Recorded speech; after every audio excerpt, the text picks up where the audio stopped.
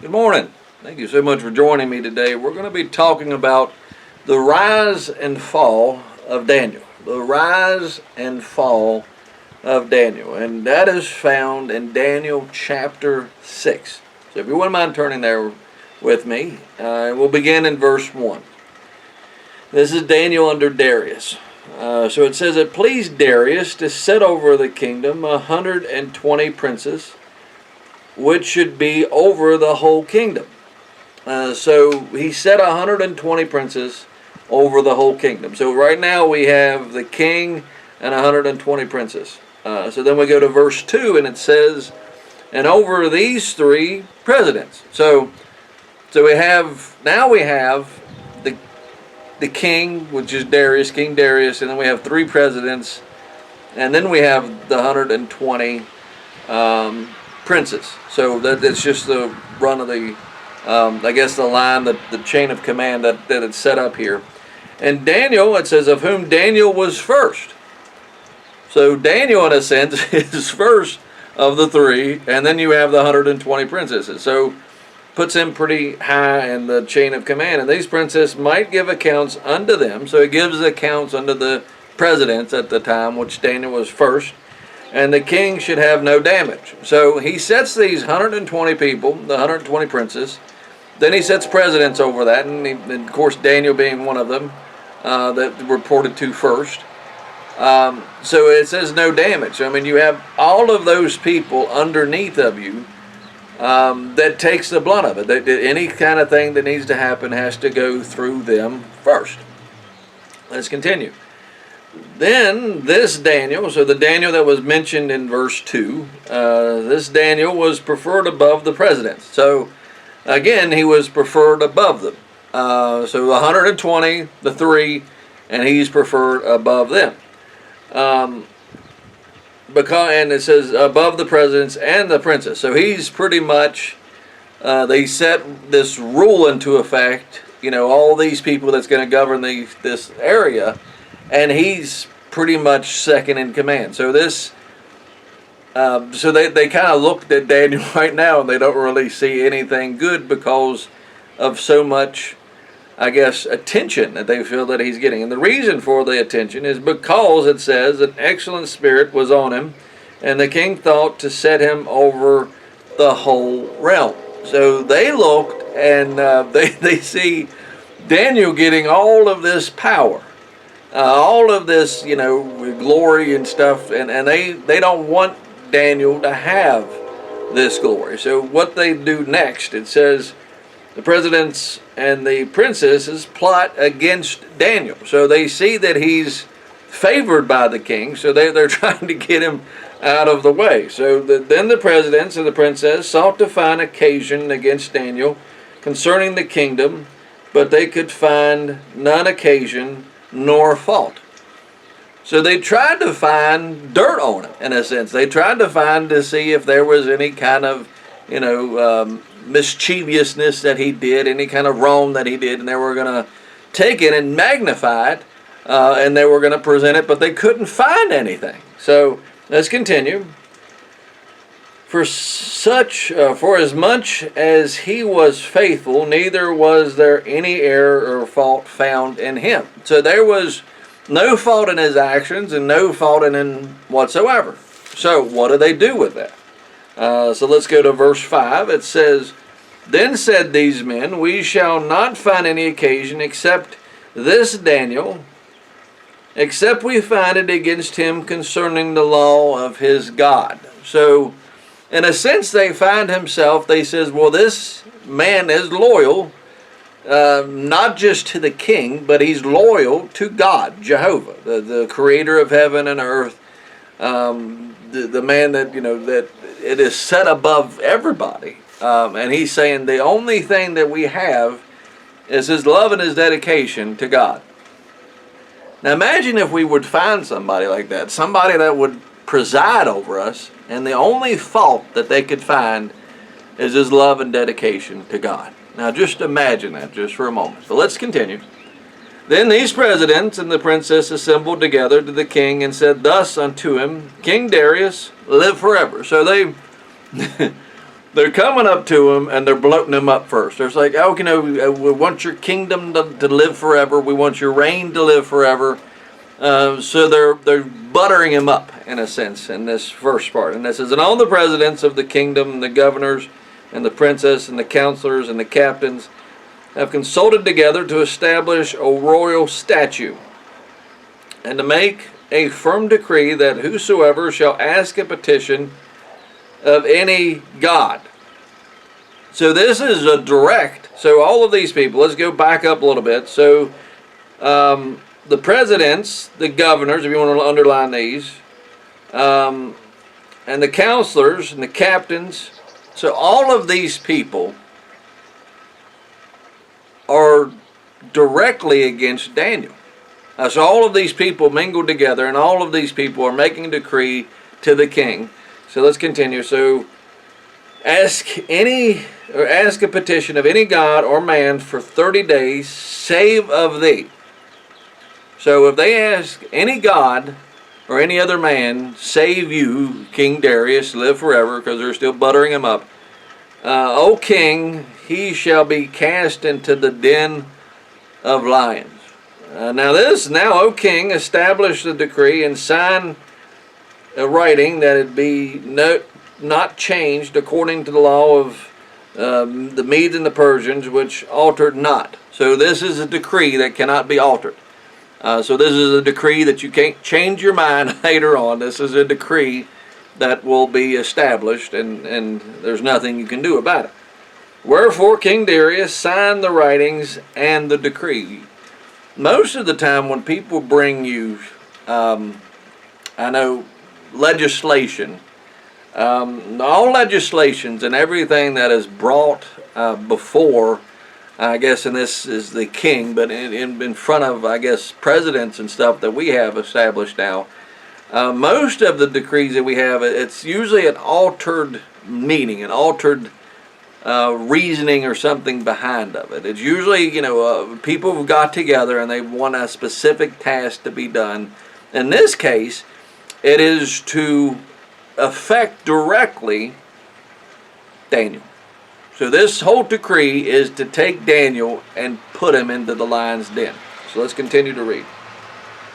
Daniel's steadfastness in prayer is the next thing we're going to go over. So in verse 10 it says, now when Daniel knew that the writings were signed. It doesn't say that he knew that they, collectively went together and they made this decree or they went to the king, but he knew that it was signed.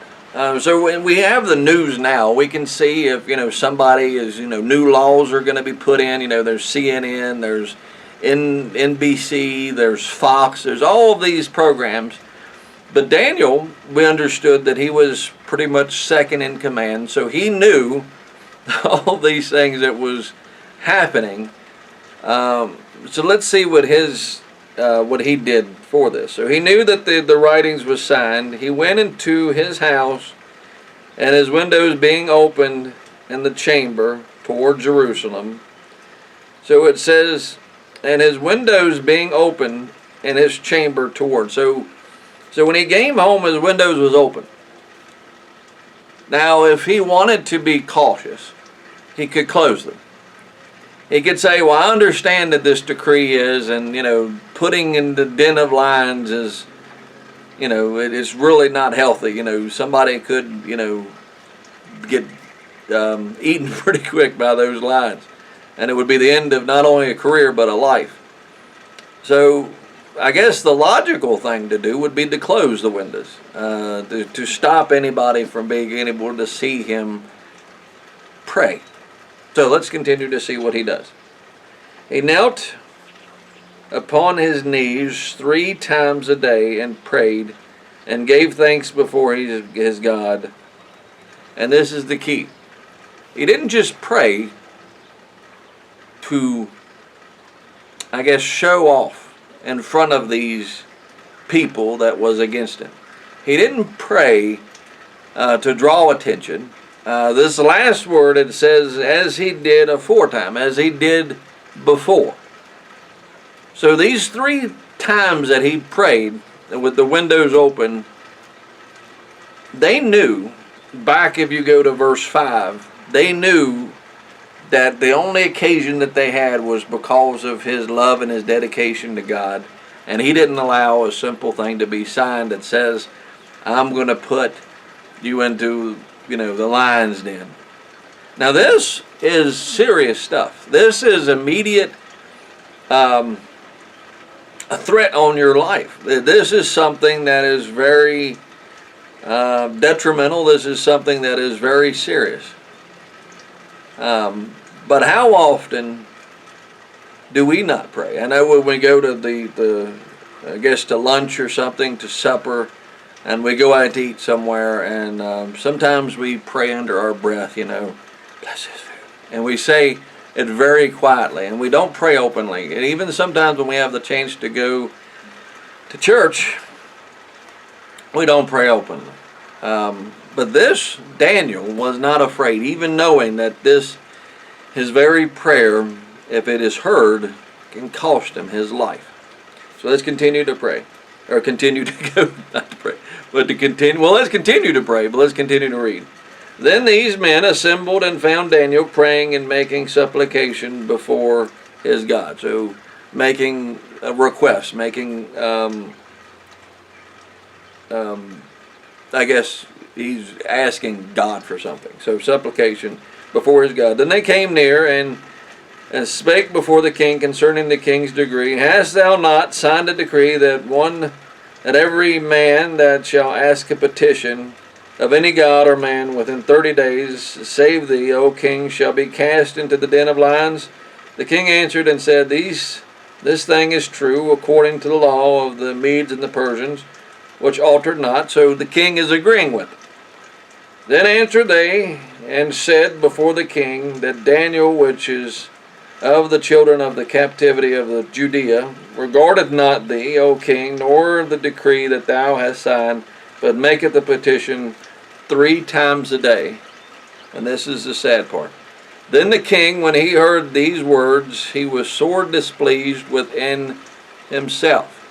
Now he was sad about himself because he might not have thought of Daniel at this point. But it doesn't show that he was mad at these people that made him do this decree. He was mad at himself. He's like, I should have never have signed that into law. I should have never have done that. I knew that Daniel, loved his God too, and I should have thought about Daniel. But he didn't think of the unjust mindset or the wickedness of these people around him, that they would do such a thing. So you can see that he was displeased about himself. So set his heart on Daniel to deliver him, and labored till the going down of the sun to deliver him. So he wanted to save him. So this king wanted to show compassion on him, because he's like, I don't want this. The only thing that he's ever done that is wrong was to give a petition to God, and that's the very thing that I signed to put him into the den of lions. Then these men assembled unto the king and said unto the king, Know, O king, that the law of the Medes and Persians is no decree nor statute which the king established may be changed. So they knew ultimately that the king would change his mind, change his heart, and that he would turn back and he would feel bad about what he signed. So they put that extra thing at the end of it, so they couldn't make any changes to what he wrote down into law, that it cannot be altered at all. So these devilish people did this to purposely put Daniel into the den of lions to kill him. Now we're not going to go into the rest of the story, but we know that he was cast into the den of lions, and that he wasn't harmed, and that he came out, and ultimately these men that were cast into the den of lions, and they were eaten. But we can talk more on that, and that is a whole different lesson. But understand this, that there is people out there, if they find an occasion against you concerning being a Christian, concerning your love and dedication to to God Himself. There is people out there that are wicked, and they're the devilish, and they will seek, just as this time, ways to destroy you. Maybe not to kill you, but most region in this world will behead you if you're a Christian. But in America, God willing, it has not got that way yet. But there will be people that will try to socially isolate you, and they will talk evil against you just for the sole purpose of being a Christian. But like Daniel, we need to learn that we don't need to parade our faith, but we need to remain constant in it. Don't allow decrees or things that they said, different things that they've done, no matter the circumstance. We need to remain steadfast in the Christian faith, remain steadfast in what we're, our belief system, what we do, our dedication to prayer, dedication to God. And my prayer is that we would remain faithful during this time that we're facing in this modern America and modern world on the hatred against Christianity. So that's my prayer. Thank you so much for listening today. Let us dare to be a Daniel and dare to stand up for our faith. Thank you so much for watching. I hope you have a good day, and God bless.